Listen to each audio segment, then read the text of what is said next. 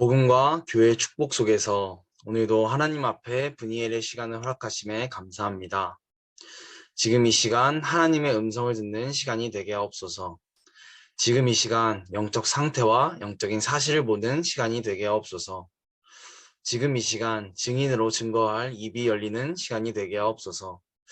지금 이 시간 완전한 복음의 능력과 교회의 본질과 기능이 회복되어지게 하옵소서. 예수 그리스도 이름으로 기도합니다. 아멘. 순례자의 25입니다. 성경 말씀은 빌립보서 4장 13절입니다. 내게 능력 주시는 자 안에서 내가 모든 것을 할 수 있느니라. 아멘. 우리의 삶은 사탄 나라와 하나님 나라의 영향을 받게 됩니다. 사탄은 이미 언약의 여정 속에 있는 우리를 조건과 상황에 속아 사단의 나라의 백성처럼 살도록 유혹합니다. 언약대로 언약의 여정 속에 있는 우리에게는 어떤 것도 절대 조건이 될 수 없습니다. 문제와 위기, 죽음마저도 문제가 될 수 없습니다. 절대 언약 안에 있는 절대 조건을 발견한 사람에게 몇 가지 응답이 시작됩니다. 첫 번째, 실제 능력을 갖추는 시작. 흙으로 만들어진 인간의 능력의 실제는 하나님의 형상입니다. 구원의 순간부터 이미 내 속에 창세기 1장 27절의 응답이 시작되었습니다. 하나님의 생기로 채워지는 성령 충만을 받을 특권이 주어져 있습니다. 히브리서 4장 12절의 말씀대로 생명력이 넘치는 25의 능력이 실제로 갖추어질 것입니다. 두 번째, 능력의 시간과 실제 치유. 정확한 답을 가지고 있으면 모든 것이 제대로 보이게 될 겁니다.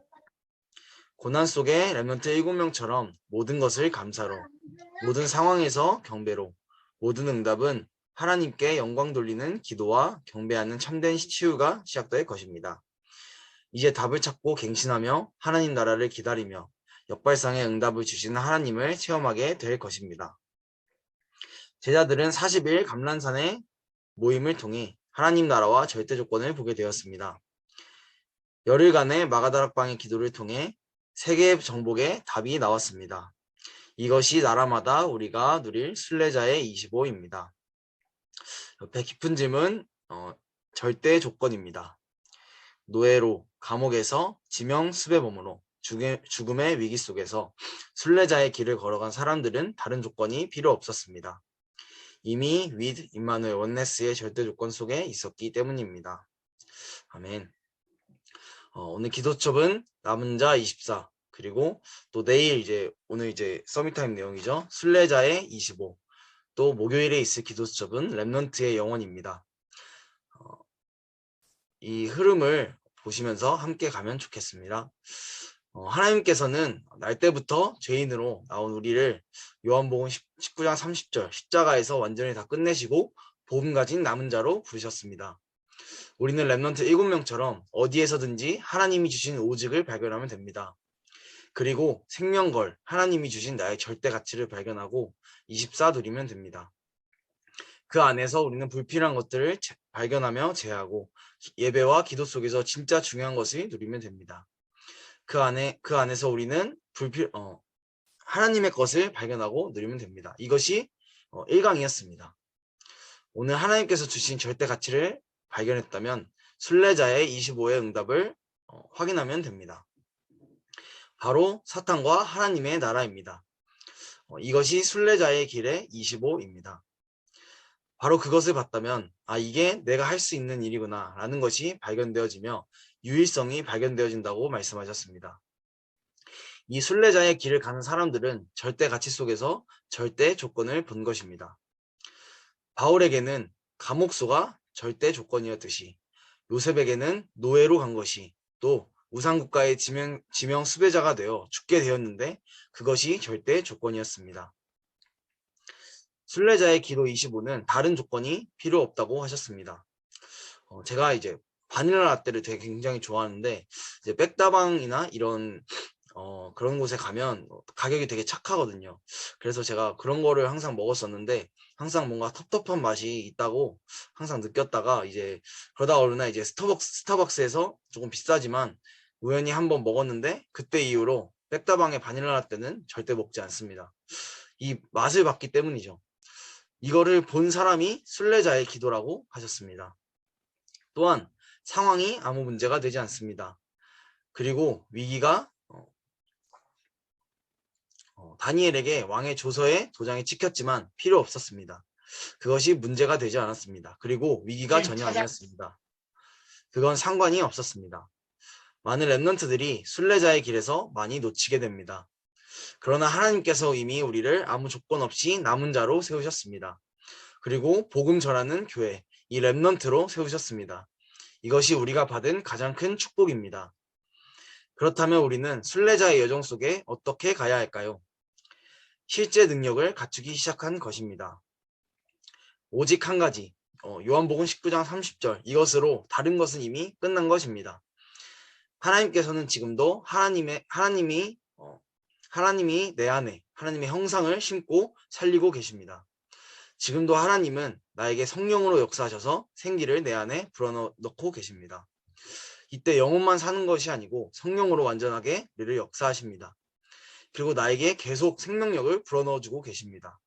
이것을 누리는 게 25 기도입니다. 그렇게 된다면 실제 치유가 일어나는 것입니다. 오직 한 가지를 알고 나니 모든 것이 보이는 것입니다. 어떻게 보이냐? 바로 모든 것이 참 감사로, 이것으로 보이는 것입니다. 이것 속에 있었던 렘넌트 7명들은 최고 고난이 감사였습니다.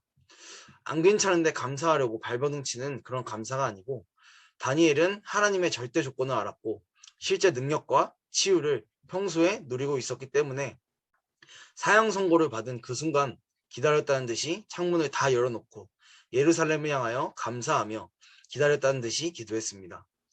그래서 우리는 진짜 절대 가치를 알기에 데살로니가전서 5장 16절에서 18절을 누릴 수밖에 없는 것입니다. 그리고 빌립보서 4장 4절에 7절, 기뻐하라 다시 말하노니 기뻐하라 라고 하셨습니다. 이건 어떻게 해야 되지, 저건 어떻게 해야 되지가 아니라 성경에는 아무것도 염려하지 말고 감사함으로 하나님께 아뢰라고 말씀하십니다. 그리하면 모든 지각에 뛰어난 하나님의 평강이 너의 마음과 생각을 지키시리라 라고 말씀하셨습니다. 이렇게 확정하셨습니다.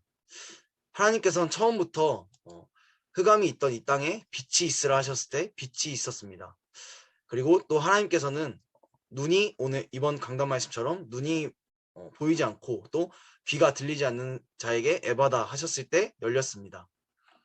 우리의 마음과 생각을 지키시리라 라고 말씀하십니다.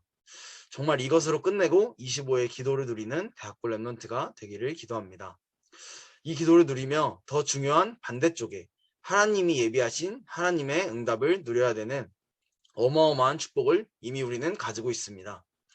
왜냐하면 지금의 문제는 내일의 답이요, 또 지금의 갈등이 내일의 갱신이요, 지금의 위기는 내일의 기회이기 때문입니다. 때문에 우리는 문제가 오면 감사하며 위기가 오면 견디니 힘을 구하며 큰 기회를 기다리면 됩니다. 이제 우리는 날마다 감람산에서 봤던 하나님의 나라와 절대 조건을 보는 것입니다. 마가다락방에 모여서 기도했던 세계를 정복하는 답을 붙잡고 가는 겁니다. 이것을 날마다 성전에서, 날마다 집에서 되어지는 응답, 또 날마다 현장에서 이것을 누리는 대학부 되기를 기도합니다. 언약기도 후에 호흡기도 하시면서 하나님께서 주신 최고의 축복을 누리는 시간 되기를 기도합니다. 하나님, 실제 능력과 치유를 통해 참된 응답을 받고 순례자의 길을 걷도록 축복하심에 감사드립니다. 이미 응답하신 절대 조건을 보는 영안을 열어 주옵소서. 예수 그리스도 이름으로 기도합니다. 아멘.